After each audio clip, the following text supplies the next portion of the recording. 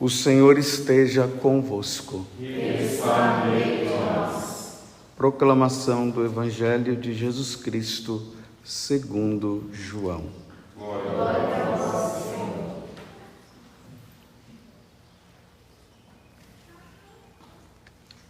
Naquele tempo, houve um casamento em Caná da Galileia. A mãe de Jesus estava presente. Também Jesus e seus discípulos tinham sido convidados para o casamento. Como o vinho veio a faltar, a mãe de Jesus lhe disse: eles não têm mais vinho. Jesus respondeu-lhe: mulher, por que diz isto a mim? Minha hora ainda não chegou. Sua mãe disse aos que estavam servindo: fazei o que ele vos disser. Estavam 6 talhas de pedras colocadas aí para a purificação, que os judeus costumavam fazer. Em cada uma delas cabiam mais ou menos 100 litros. Jesus disse aos que estavam servindo: enchei as talhas de água. Encheram-nas até a boca. Jesus disse: agora tirai e levai ao mestre-sala. E eles levaram. O mestre-sala experimentou a água que se tinha transformado em vinho. Ele não sabia de onde vinha, mas os que estavam servindo sabiam, pois eram eles que tinham tirado a água. O mestre-sala chamou então o noivo e lhe disse: todo mundo serve primeiro o vinho melhor, e quando os convidados já estão embriagados, serve o vinho menos bom. Mas tu guardastes o vinho melhor até agora. Este foi o início dos sinais de Jesus. Ele o realizou em Caná da Galileia e manifestou a sua glória, e seus discípulos creram nele. Palavra da salvação. Glória a vós, Senhor.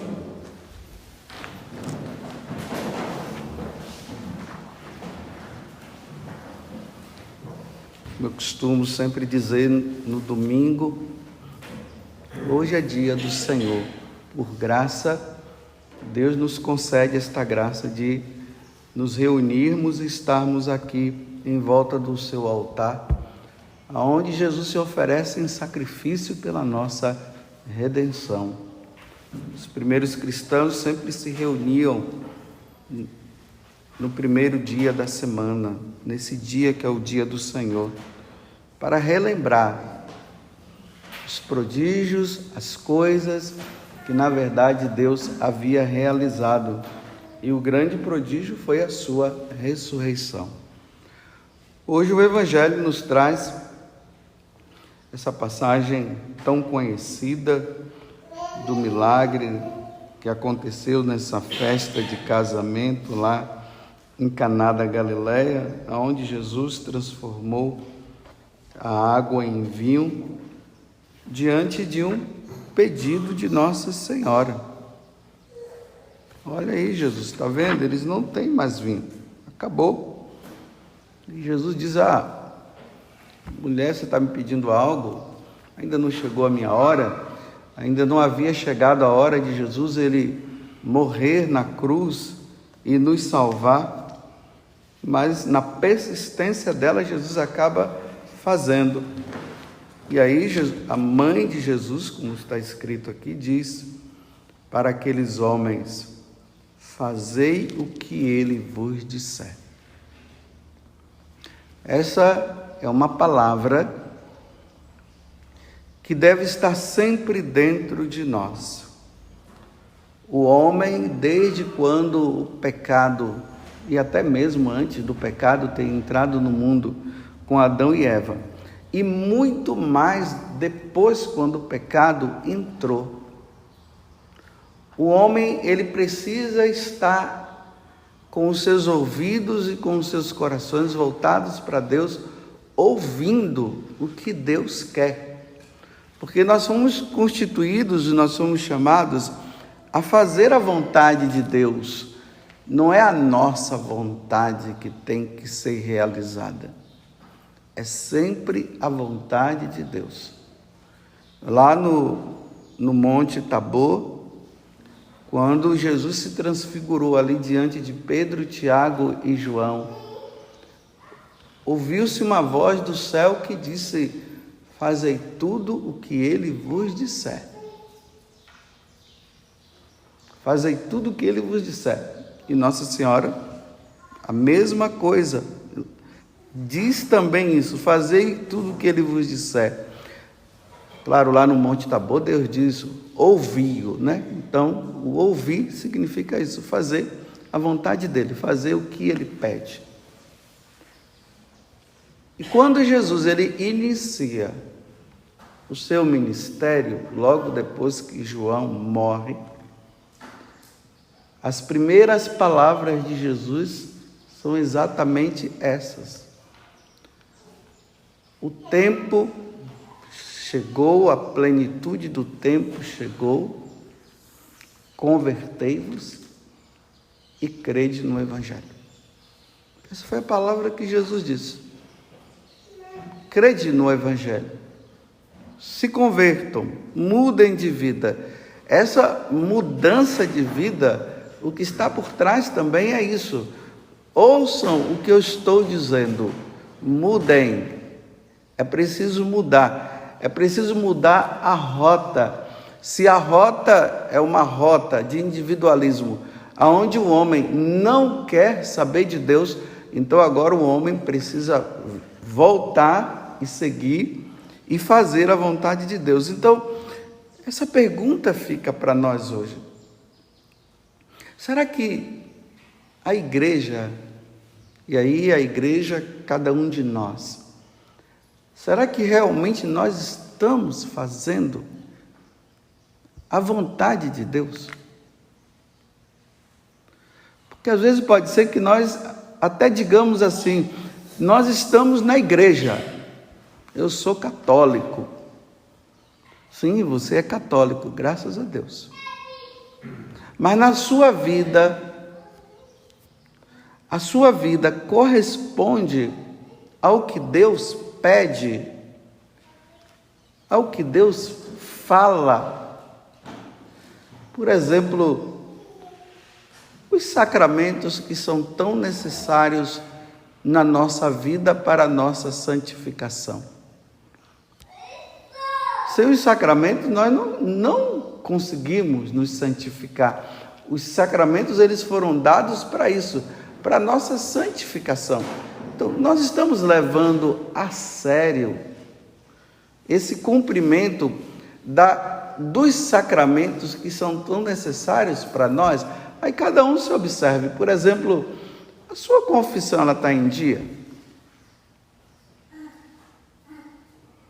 Você realmente que casou, você está vivendo a sua fidelidade no seu matrimônio? Você é casado mesmo? Você foi lá diante do altar e assumiu o compromisso de assumir essa pessoa que você diz que ama até a morte? Você fez isso? Nós, sacerdotes, estamos cumprindo mesmo a nossa missão de sacerdote? Estamos fazendo aquilo que é necessário ou nós estamos nos desviando daquilo que precisaria ser feito? Você é batizado? Você recebeu mesmo o batismo? Você abandonou a igreja e assumiu agora um tal outro batismo, sendo que o batismo é um só? Onde está realmente esse cumprimento da vontade de Deus? Você está vivendo novidades? Olha, a igreja em si, o Evangelho, é uma eterna novidade, porque Jesus é a boa nova. Mas não é uma novidade que vai se introduzindo, aonde essa novidade é uma novidade que não condiz a Deus.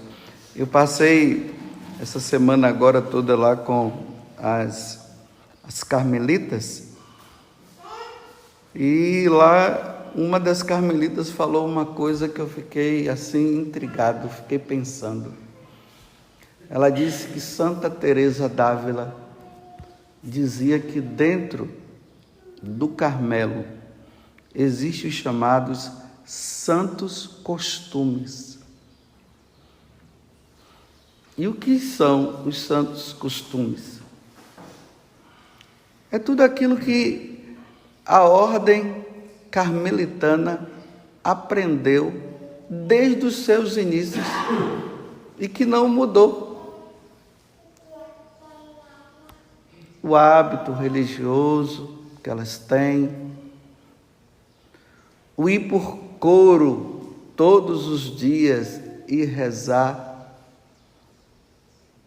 as penitências próprias que elas têm, que agora às vezes se diz, nas novidades, diz que isso já não é mais necessário, e se percebe que já se entra algumas novidades também no Carmelo. E quando eu falo no Carmelo, eu amplio para a igreja. Por exemplo, o costume das penitências. Isso é um costume no Carmelo, as penitências. E é isso que faz com que uma jovem, quando entra no Carmelo, ela permaneça as penitências, jejum, o hábito o costume da disciplina, do silício,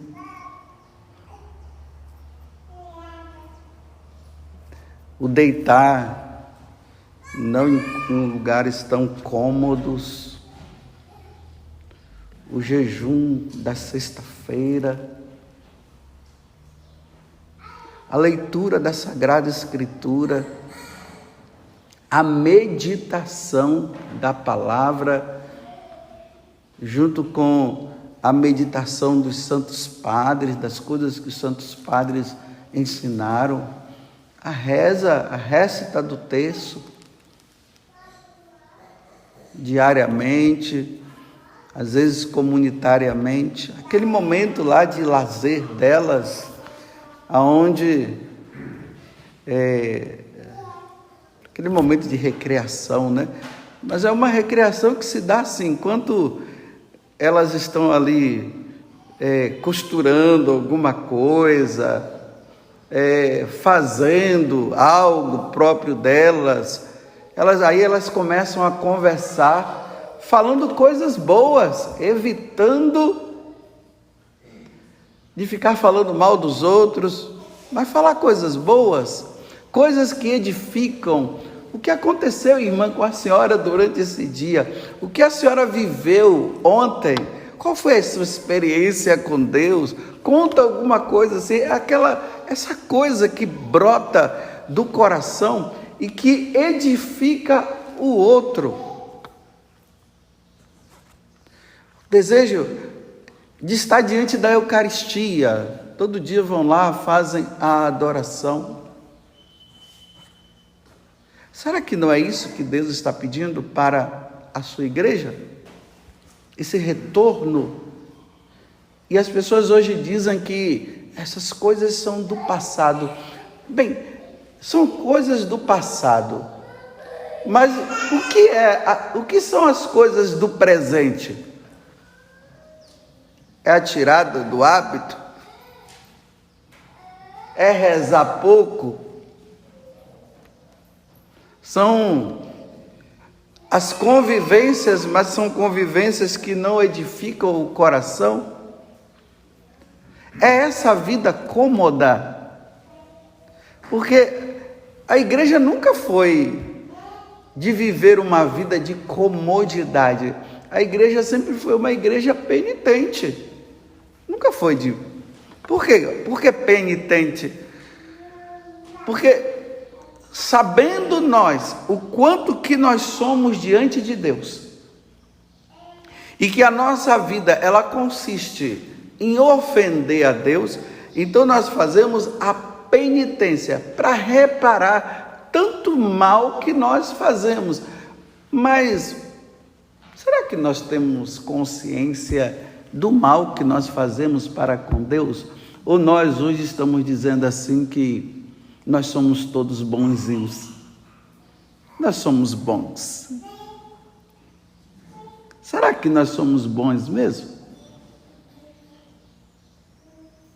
E aí, por causa dessa falta, dessa vida séria que nós deveríamos ter para com Deus, e que as novidades estão sempre sendo o quê? Tirar.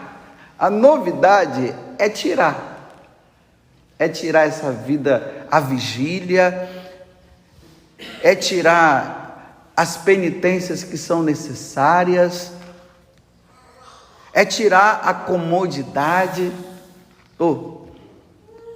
é colocar a comodidade, né? Observe. Por causa disso, olha como é que está tempo. Olha como as coisas estão. Está difícil, não está aparecer vocações, né? Não está difícil aparecer vocações? Está difícil. E quando aparece, saem. E por que saem?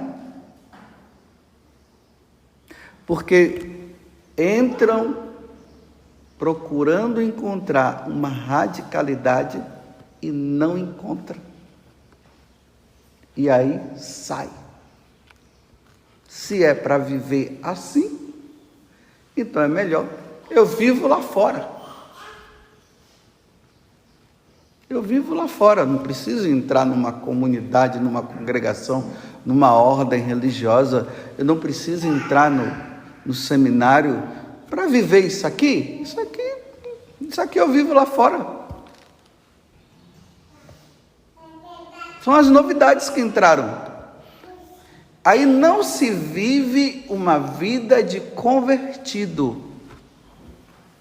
Vive uma vida de mundanidade, uma vida mundana. O relaxamento. Aí Nossa Senhora, quando ela aparece, aqui como ela está dizendo, fazer tudo o que eles vos disserem, nas aparições de Nossa Senhora, veja o que é que Nossa Senhora diz. Por exemplo, em Fátima, 3 palavras ela falou que... Não, em Fátima não. Aqui eu quero me referir a Lourdes. Depois eu posso até falar de Fátima. Quando Nossa Senhora aparece para Bernadette, ela fala 3 palavras. Penitência, penitência e penitência.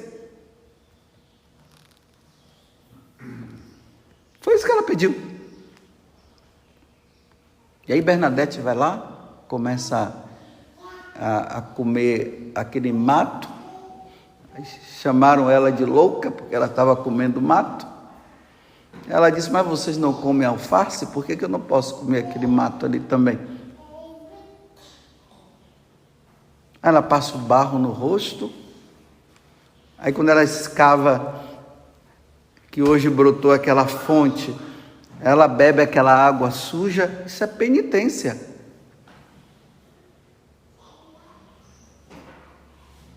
Mas veja só, a igreja acomodada, a igreja da facilidade, a igreja dos maus costumes, a igreja do tudo está bom e tudo está certo, a igreja que questiona aquela pessoa porque ela quer viver uma vida de penitente, então ela é questionada porque ela reza, aí diz que reza demais. Ela é questionada porque ela vai na missa, ela passou a querer ir na missa diariamente. Ela é questionada Ela é questionada se quer viver, o casal de namorado quer viver santamente. Ele é questionado, são questionados os dois. Não é bem assim, não precisa esses exageros. Tudo é questão, tudo é motivo de questionamento quando as pessoas querem viver aquilo que nosso Senhor sempre ensinou. É questionado. Agora, quem é que não é questionado? Quem está levando uma vida vadia, uma vida errada, uma vida de qualquer jeito, uma vida de comodidade. Esses não são questionados.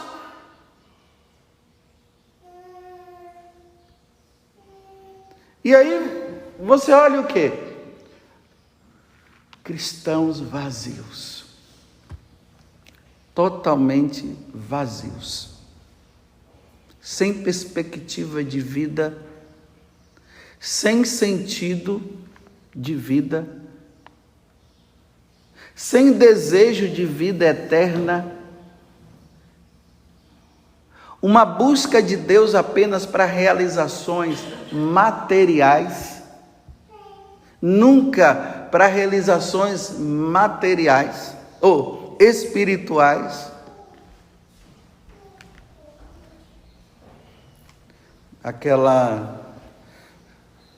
Eu não sei se foi, acho que foi Bernadette também.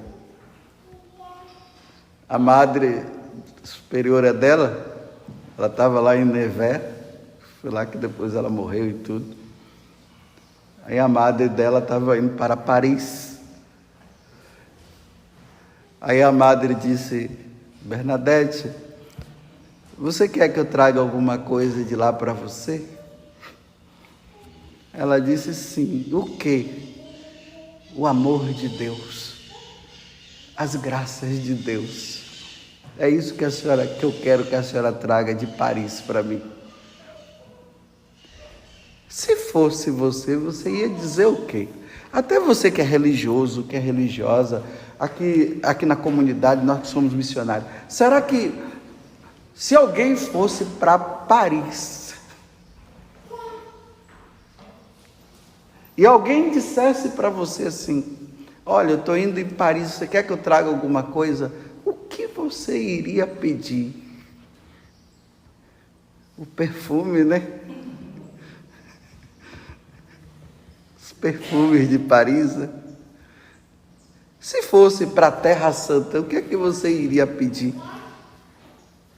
E se fosse para Roma? E se fosse, o que você pediria? Vou falar o inverso da minha sobrinha. Eu lembrei agora da minha sobrinha. Ela estava bem novinha, pequena, né? Aí sempre que eu ia para casa, eu levava alguma coisa para ela, um santo, alguma coisa assim referente a Deus. Aí teve um momento que ela olhou para mim e disse assim: padrinho, porque eu sou padrinho dela, né? O senhor sempre traz coisa de Deus para mim, né? O senhor traz as coisas de Deus. Ela estava questionando, na verdade, ela estava querendo o quê? Um chocolatezinho, alguma coisa, um brinquedozinho. Como eu não estava levando isso, você está vendo como as coisas elas se invertem? Então eu pergunto: fazei tudo o que ele vos disser. O que é que Deus quer de você? Agora eu vou terminar.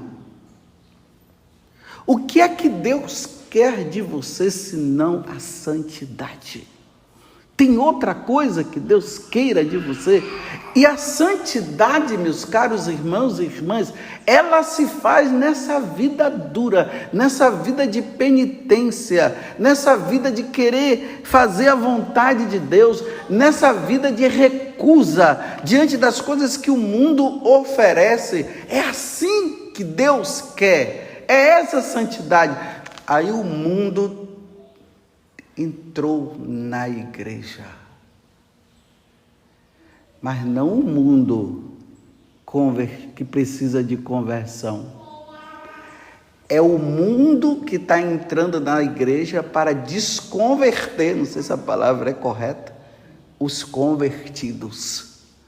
Aí os convertidos estão vivendo igual o mundo. Será que em todos os Carmelos os santos costumes estão se perpetuando? Será que nas nossas paróquias os santos costumes estão se perpetuando? Ou não há diferença entre um católico e um pagão?